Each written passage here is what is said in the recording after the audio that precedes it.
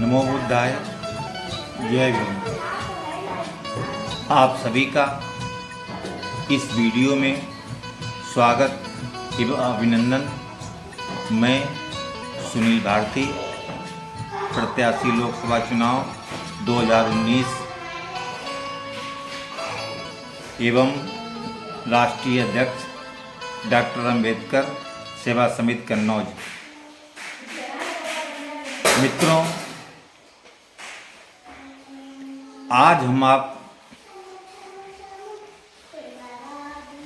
सर्वप्रथम संत रविदास जयंती के पावन पर्व पर आप सबको हार्दिक बधाई एवं शुभकामनाएं देते हैं। भारत में इस समय चल रही गतिविधियों के संदर्भ में संविधान संगत बात रखने का प्रयास कर रहे हैं। ये महत्वपूर्ण वीडियो आप सब लोग पूरा अवश्य सुने। इस वीडियो को आप हमारे YouTube चैनल पर भी देख सकते हैं, सुन सकते हैं। सर्वप्रथम भारत की सर्वोच्च पुस्तक अर्थात भारतीय संविधान को मैं दिखा रहा हूँ।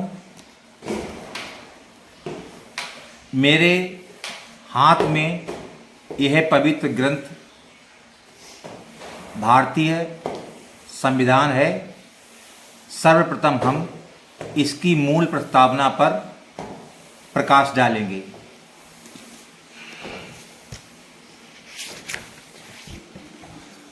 जैसा कि आप जानते हैं, सन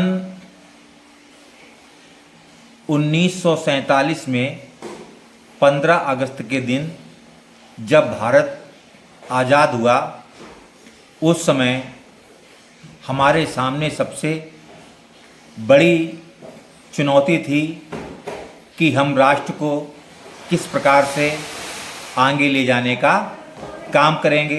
उसके लिए एक संविधान की आवश्यकता महसूस की गई।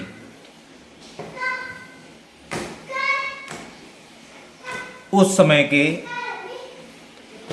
भारतीय नेताओं ने एक समिति का गठन किया, जिसे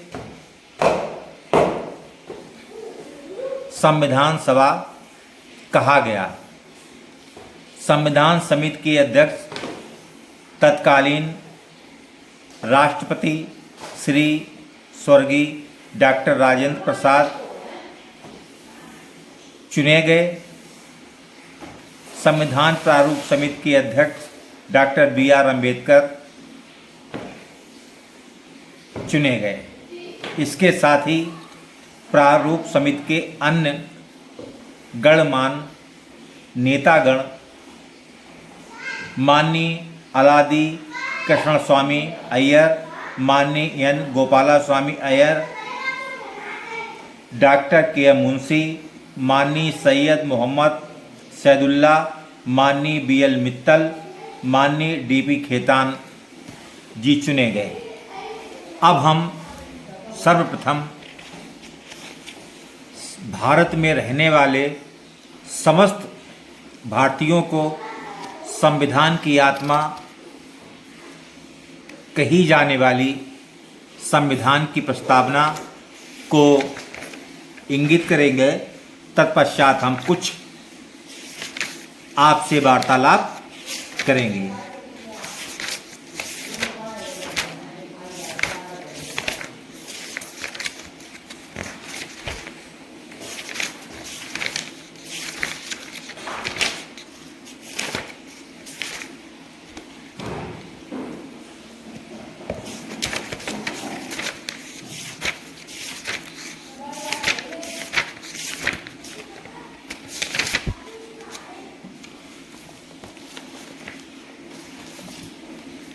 संविधान की प्रस्तावना अर्थात उद्देशिका।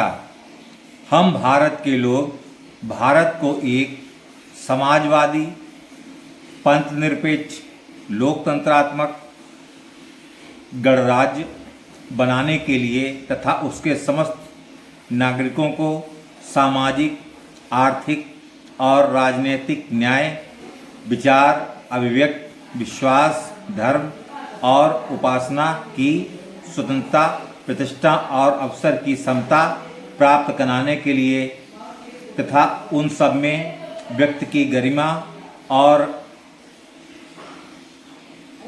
राष्ट्र की एकता और अखंडता सुनिश्चित कराने वाली बंधुता बढ़ाने के लिए दृढ़ संकल्प होकर अपनी इस संविधान सभा में आज तारीख 26 जनवरी 1949 ईस्वी को एतद द्वारा इस संविधान को अंगीकृत, अधिनियमित और आध्यात्मिक आत्मार्पित करते हैं।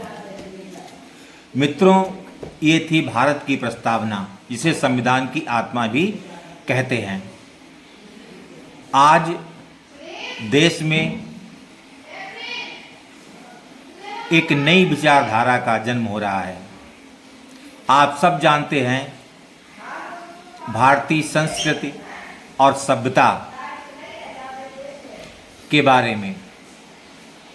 जहाँ तक डॉक्टर भीमराव अंबेडकर के बारे में लोग अपने विचार रखते हैं, मैं आप सबको ये बताना चाहता हूँ कि डॉक्टर भीमराव अंबेडकर इस राष्ट्र के ही नहीं वरन विश्व के नेता थे और संविधान लिखने में उनकी महत्वपूर्ण भूमिका रही। 15 अगस्त सन 1947 के बाद 26 जनवरी 1950 को भारतीय संविधान पूर्णतः लागू कर दिया गया, अर्थात डॉक्टर बाबा साहब अम्बेडकर ने हजार वर्षों से चली आ रही धार्मिक मान्यताओं को दरकिनार करते हुए एक नए युग में एक नई पुस्तक की रचना की, जिसे भारतीय संविधान कहते हैं। आज के समय में भारतीय संविधान सबसे प्रासंगिक पुस्तक है। आप लोग इस बात से भली भांति परिचित होंगे कि बाबा साहब अम्बेडकर ने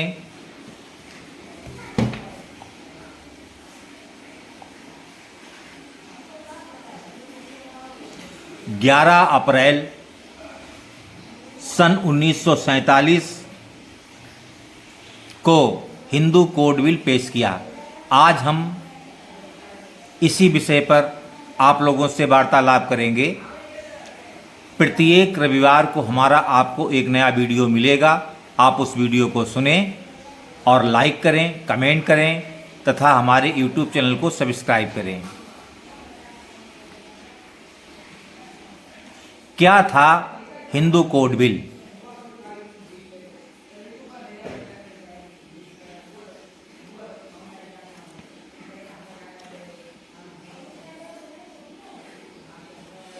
हिंदू कोड बिल का जो मुख्य उद्देश्य था, आज़ादी के बाद महिलाओं को सशक्त बनाना। महिलाओं को सशक्त बनाने के लिए बाबा साहब ने संसद में हिंदू कोड बिल पेश किया। सर्वप्रथम महिलाओं को पुरुषों के बराबर कानूनी अधिकार प्राप्त हों। नंबर 2,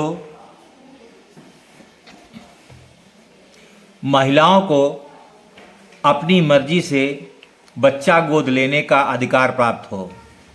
नंबर 3, किसी भी जात की लड़की या लड़के से विवाह करने का अधिकार। नंबर 4, पति और पत्नी का एक समय में एक ही विवाह करने का अधिकार। पिता की मृत्यु की पश्चात पुत्री को भी भाइयों के बराबर संपत्ति का अधिकार। तलाक देने की स्थिति में पति से पत्नी को आर्थिक सहायता लेने का अधिकार। विधवा महिलाओं को दोबारा से शादी करने का अधिकार, किसी भी स्थिति में महिला को प्रताड़ित करने वाले दोषियों के लिए दंड का प्रावधान, पुत्री की हैसियत पुत्र के बराबर और पत्नी की हैसियत पति के बराबर रखकर सामाजिक एवं आर्थिक स्थिति मजबूत करने का प्रावधान किया गया। नंबर 10, सरकारी नौकरी कर रही गर्भवती महिलाओं को 6 महीने का अवकाश तनख्वाह सहित प्राप्त कराने का अधिकार।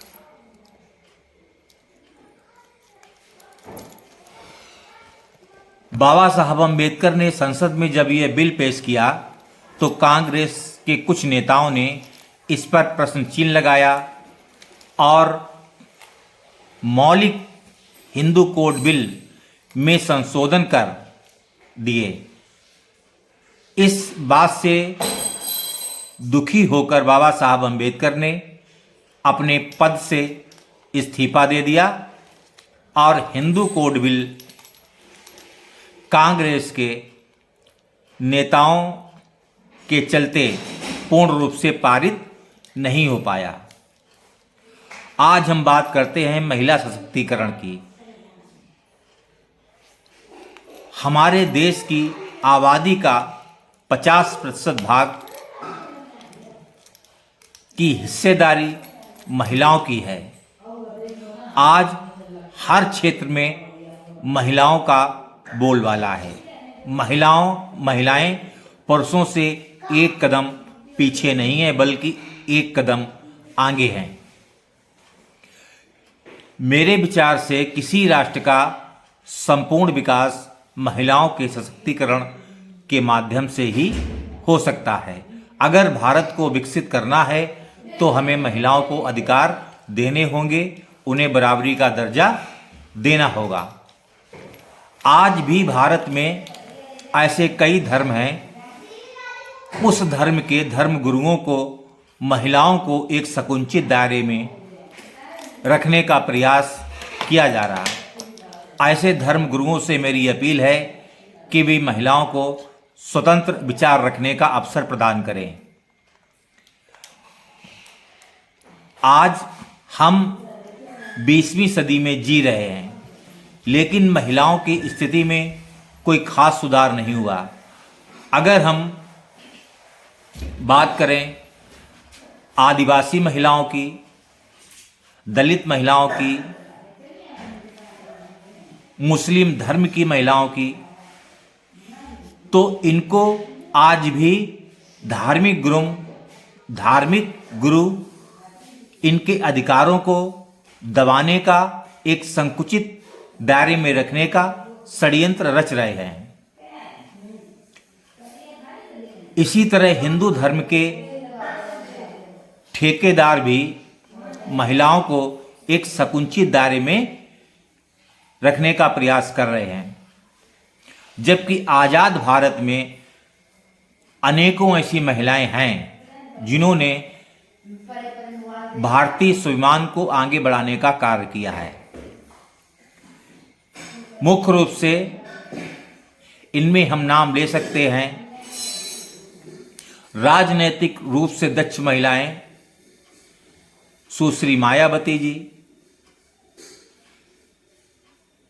ममता बनर्जी, सोनिया गांधी, सुषमा स्वराज, इंदिरा नूई, किरण बेदी, सानिया मिर्जा, पीटी उषा, अनेकों महिलाएं हैं जिन्होंने भारत के विकास में अपना बहुमूल्य योगदान दिया। भारत में पुरुषवादी मानसिकता के लोग जो महिलाओं के पैरों में बेड़ियां डालने का काम कर रहे हैं, सही मायने में वो देश के दुश्मन हैं। हमें अगर भारत को विकसित करना है तो महिलाओं को सशक्त बनाना ही होगा। वो किसी धर्म से ताल्लुक़ रखती हों, चाहे हिंदू हों, मुस्लिम हों, सिख हों, ईसाई हों, बौद्ध हों, जैन हो, यहूदी हो, फारसी हो, किसी भी धर्म से आती हो। भारत का संविधान सभी धर्मों को समानता का अधिकार देता है।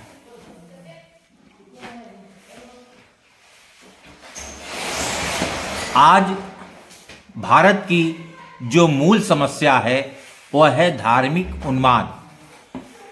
चाहे हिंदू धर्म हो, मुस्लिम धर्म हो,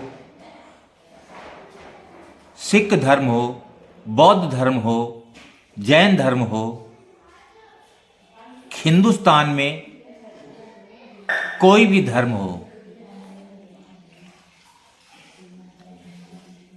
सारे धर्म के ठेकेदार महिलाओं का शोषण करने में पीछे नहीं हैं। कहते कुछ हैं, करते कुछ हैं। जहां तक महिलाओं को 33% आरक्षण देने की बात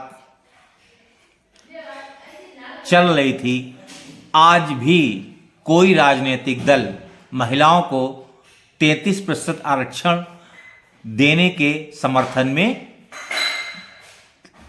नहीं खड़ा होता दिखाई पड़ता है।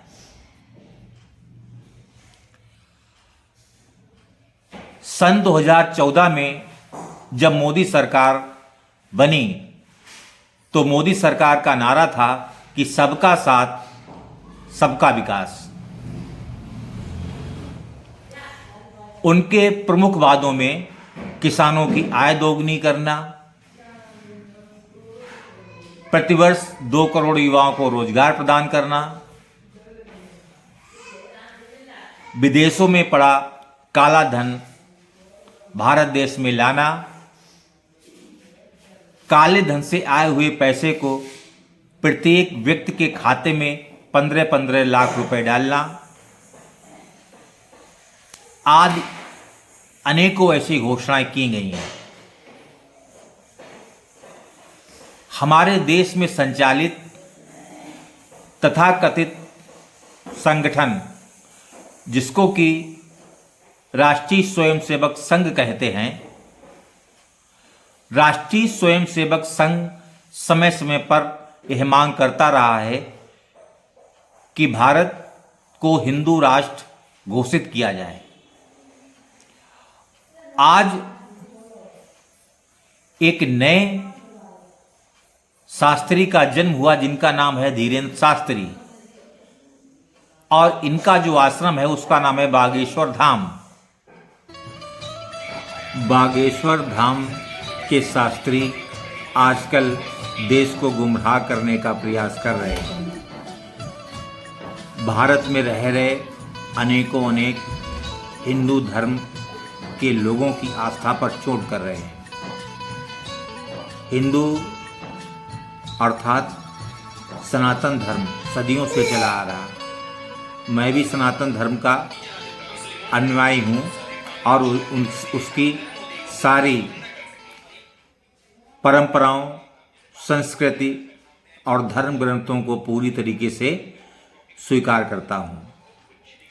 परंतु वे लोग जो भारत को हिंदू राष्ट्र या मुस्लिम राष्ट्र या बौद्ध राष्ट्र या अन्य राष्ट्र बनाने की मांग करते हैं, दरअसल वे राजनैतिक आतंकवादी सोच से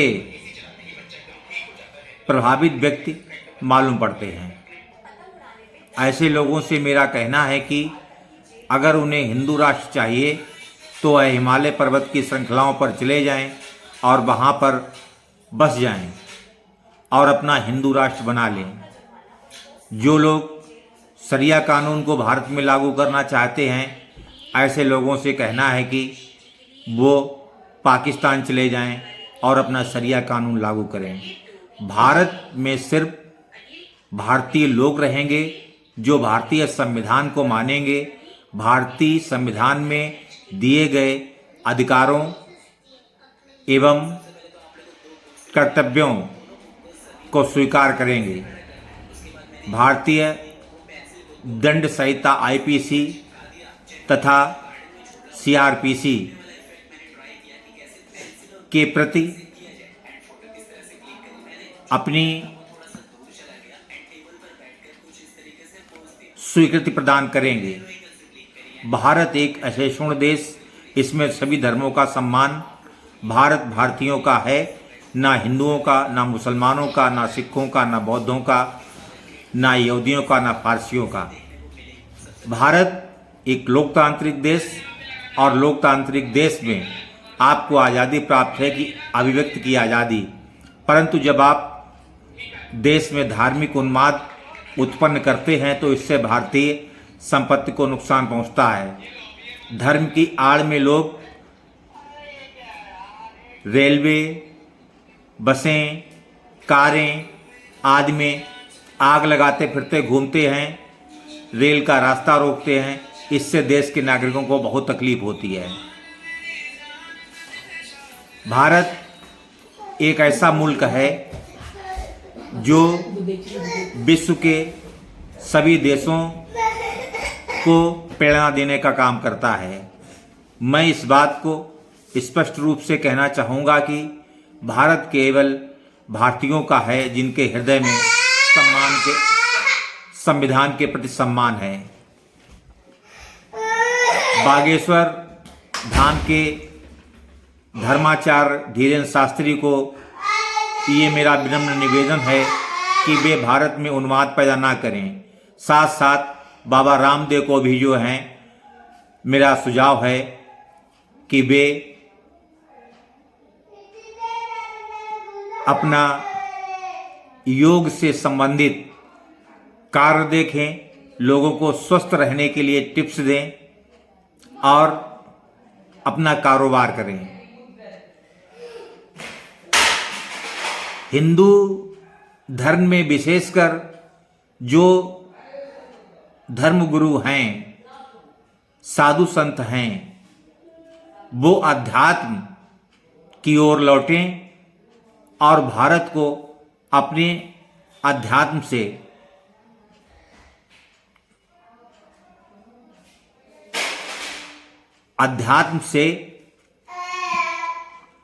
पोषित करें, लोगों को प्रेरणा दें, देश के प्रति, देश के तिरंगे झंडे के सम्मान के प्रति किसी भी प्रकार की अनर्गल असंवैधानिक मांग ना करें। मोदी सरकार से मेरा निवेदन है कि ऐसे लोगों को काला पानी भेज देना चाहिए जो देश में हिंदू राष्ट्र, मुस्लिम राष्ट्र, बौद्ध राष्ट्र, यहूदी राष्ट्र, फारसी राष्ट्र, जैन राष्ट्र, सिख राष्ट्र आदि बनाने की मांग करते हों। भारत में भारतीयों का सम्मान होना चाहिए और संविधान सर्वोपरि होना चाहिए। यातायात आदि की सुविधाएं होनी चाहिए। जिस अनुपात में जनसंख्या वृद्धि हो रही है, उस अनुपात में हम देश में इंफ्रास्ट्रक्चर खड़ा करने में पूरी तरीके से विफल रहे हैं। तो मेरी सरकार से इस वीडियो के माध्यम से दरख्वास्त है कि वह जनसंख्या नियंत्रण के बारे में सख्त से सख्त कानून अपनाए, अर्थात हम दो हमारे दो की नीति को लागू करें। अब हम असल मुद्दे पर आते हैं, बात करते हैं बागेश्वर धाम वाले बाबा धीरेन्द्र शास्त्री की। मुझे तो ये एक षड्यंत्र दिखाई पड़ता है कि एक बाबा अचानक स्वयं प्रकट हो जाते हैं और वो अपने आप को अंतर्यामी घोषित कर देते हैं। अर्थात व्यक्ति के मन में क्या चल रहा है यह बात तो है जान लेते हैं, जबकि ये विज्ञान का युग है। मिसाइल मैन कहे जाने वाले पूर्व राष्ट्रपति डॉक्टर एपीजे अब्दुल कलाम ने भारत को अपनी बुद्धि से सशक्त किया, लेकिन बाबा हिंदू राष्ट्र बनाकर भारत को सशक्त कर देंगे, जबकि संपूर्ण राष्ट्र जानता है कि हिंदू धर्म कई मतावलंबियों एवं जाति व्यवस्था में बटा हुआ है। प्राचीन काल में अगर हम चलें तो हम पाते हैं कि पहले जातियां नहीं थीं, वंश थे, पाल वंश, लोदी वंश इसके उदाहरण हैं। लेकिन जब हम वेदों की बात करते हैं तो उसमें वर्ण व्यवस्था का एक जगह पर जिक्र होता है, ब्राह्मण, क्षत्रिय, वैश्य और शूद्र। शूद्र को मनुवादी विचारधारा के लोगों ने अनेक जातियों में विभाजित कर दिया ताकि उनके संबंध समाप्त हों और ये संगठित ना रह सकें। शूद्रों को एससी, एसटी, ओबीसी आदि जातियों में विभाजित किया।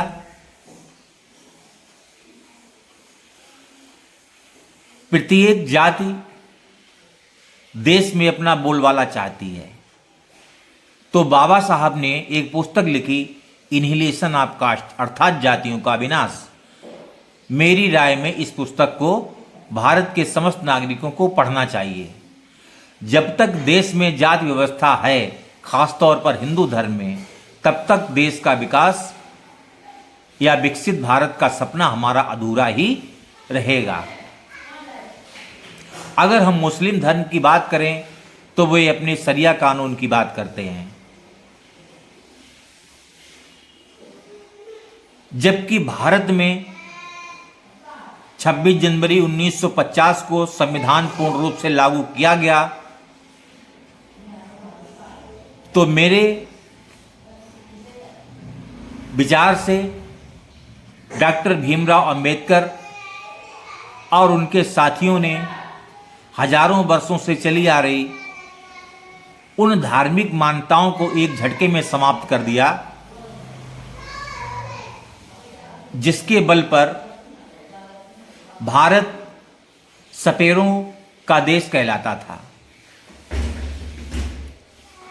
सर्वप्रथम कांग्रेस की सरकार रही। कांग्रेस ने भारत में लगभग 60-70 वर्षों तक अपनी सरकार चलाई और देश को शून्य से शिखर पर ले जाने का काम किया।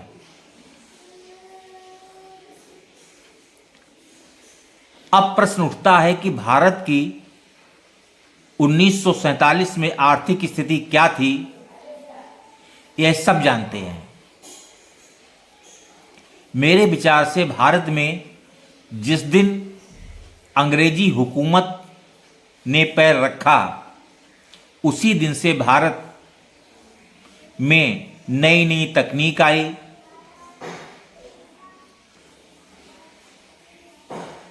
नए नए विचार आए, भारतीय कुरीतियों को समाप्त करने के लिए प्रयास हुए। प्रयास ही नहीं वरन उन कुरीतियों को समाप्त करने के लिए कानून भी बने।